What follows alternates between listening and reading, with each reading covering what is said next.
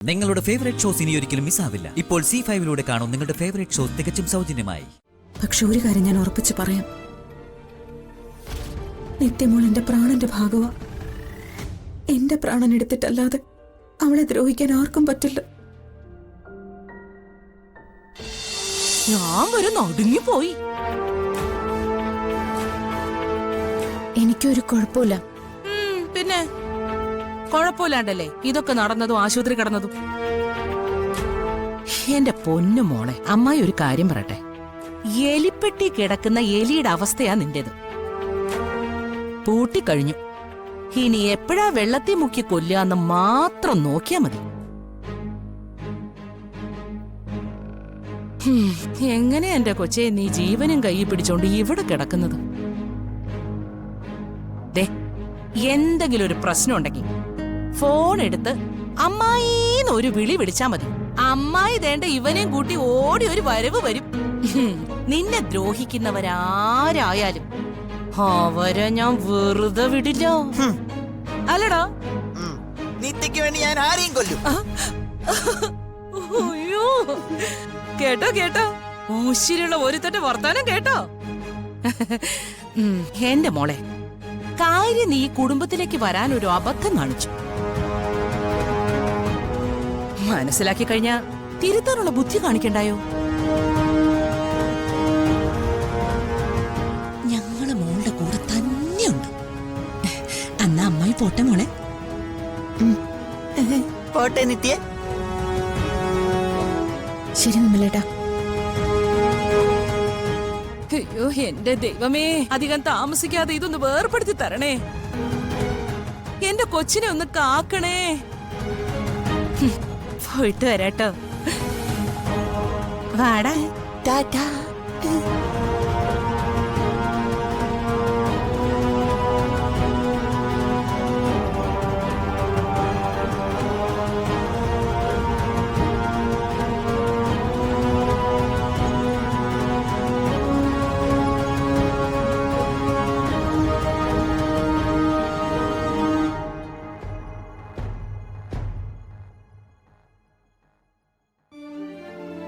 രഘു സാറേ, ഞങ്ങൾ ഇറങ്ങാം.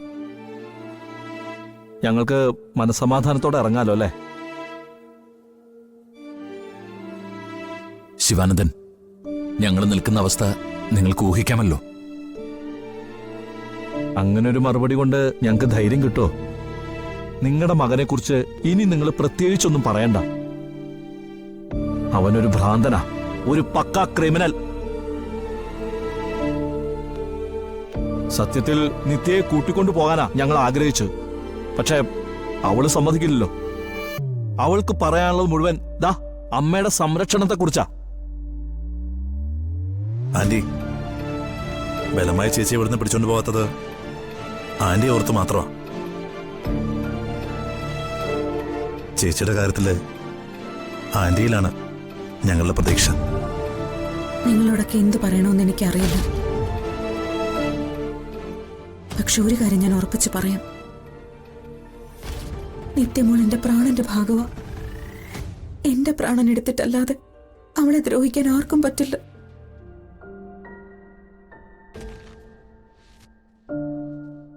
എന്റെ ജീവൻ കളഞ്ഞിട്ടായാലും അവളെ ഞാൻ സംരക്ഷിക്കും.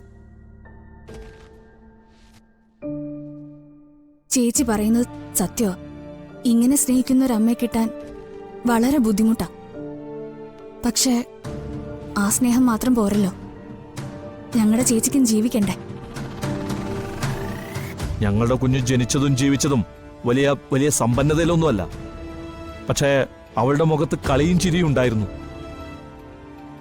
ഞങ്ങളുടെയൊക്കെ മനസ്സിനൊരു വിഷമം തട്ടുമ്പോ അവളെയാണ് വിളിക്കുക. കുറച്ചുനേരം അവളോടൊന്ന് സംസാരിച്ചാ ഒരു സമാധാനം കിട്ടും. പക്ഷേ ഇപ്പോ ചുറ്റുള്ളവർ മുഴുവൻ ഇരുന്ന് സമാധാനിപ്പിച്ചാലും അവളുടെ മനസ്സിൽ തീ കെടാത്ത അവസ്ഥയാ. ശിവാനന്ദൻ, സത്യത്തിൽ എനിക്ക് തിരിച്ചു പോകാൻ സമയമായതാണ്. ഇവിടുത്തെ അവസ്ഥ അല്പം പ്രശ്നമായതുകൊണ്ടാണ് ലീവ് നീട്ടിക്കിട്ടാൻ അപേക്ഷിച്ചത്. ഞാൻ ഇവിടെ തന്നെ ഉണ്ടാവും. നിങ്ങൾ പേടിക്കാതെ പോയിക്കോളൂ. ഞങ്ങള് പേടിക്കാതെ പൊക്കോളാ രഘു സാറേ. പക്ഷേ ഞങ്ങളുടെ കൊച്ചിന്റെ പേടി ആര് മാറ്റും? ശിവേട്ടാ, ഇവരോട് പറയാനുള്ളതൊക്കെ പറഞ്ഞോ? നമ്മളെ ഒതുങ്ങി ഒതുങ്ങി നിൽക്കുന്നിടത്തോളം കാലം മോനും അച്ഛനും അമ്മയും കൂടി നമ്മളെ പറ്റിക്കും. എടീ, ദേ, ഇത് തന്നെ. ഞാൻ എന്തെങ്കിലും ഉച്ചത്തിലൊന്ന് പറയാൻ തുടങ്ങുമ്പോഴേക്കും അയ്യാ നളിനി വാ പൊത്തിക്കോന്ന് അങ്ങോട്ട് പറയും. എന്നിട്ട് കൺമുൻപിൽ നടക്കുന്നതോ ആർക്കെങ്കിലും സഹിക്കുന്ന കാര്യമാണോ? ഒരു ബന്ധാകുമ്പോഴേ രണ്ട് കൂട്ടർക്കും അങ്ങോട്ടും ഇങ്ങോട്ടും ബഹുമാനം വേണം, അതുപോലെ പേടിയും വേണം. ഒരു കൂട്ടർ ഒതുങ്ങിയാല് അടുത്ത കൂട്ടർ അവരുടെ തലക്കേറി നിരങ്ങും. അതൊരു നാട്ടു നടപ്പാണല്ലോ. മതി നളിനി, നമുക്കിറങ്ങാം. ചെല്ലട്ടെ.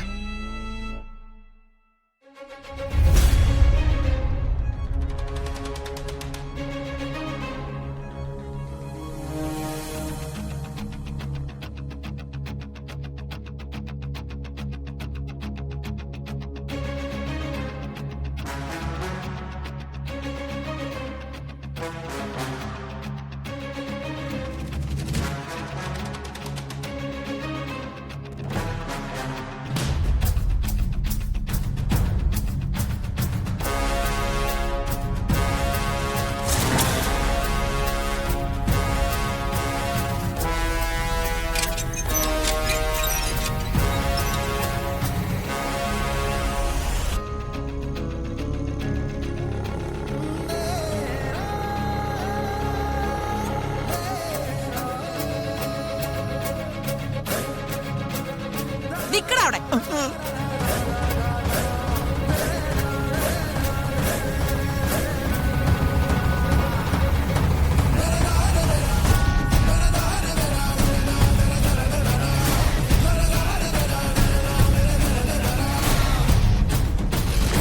തുടക്കം മുതൽ നീ ചെയ്തു വെച്ച കാര്യങ്ങളൊക്കെ മനസ്സിൽ കൂട്ടി വെച്ച മോനെ.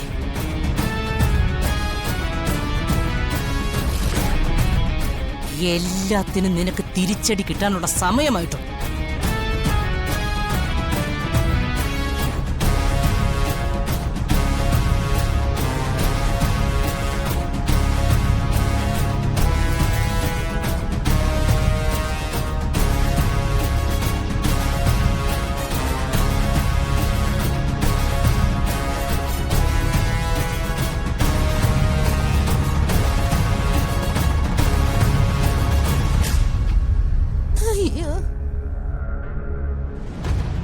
വാട്ടാ, നമുക്ക് പോവാം.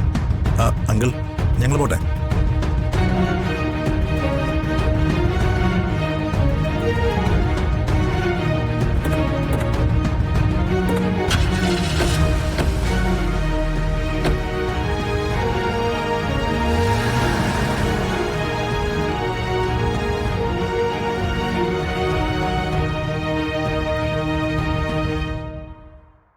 ഡൗൺലോഡ് ചെയ്യൂ C5 ആപ്പ്. കാണൂ എല്ലാ എപ്പിസോഡുകളും സൗജന്യമായി.